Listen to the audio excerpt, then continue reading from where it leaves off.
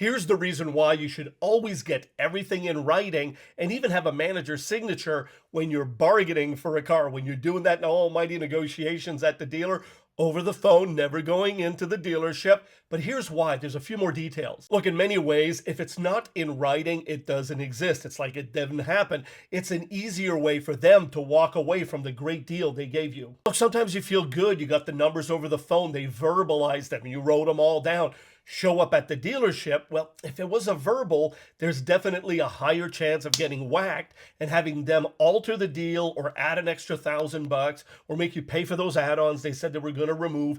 Definitely a problem. Look, here at DealGuard, we record all conversations, so I have no problems going back to a recording and saying, hey, look, this is exactly what you said.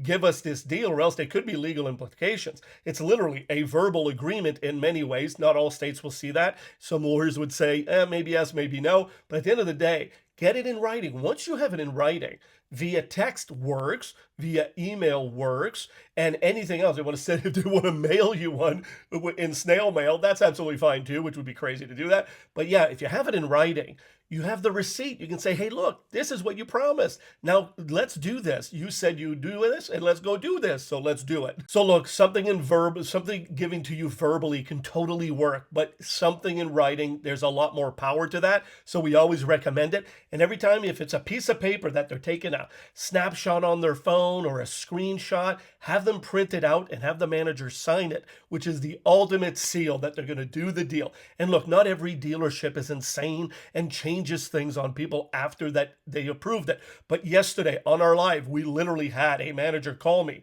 and said, oops, salesperson misspoke.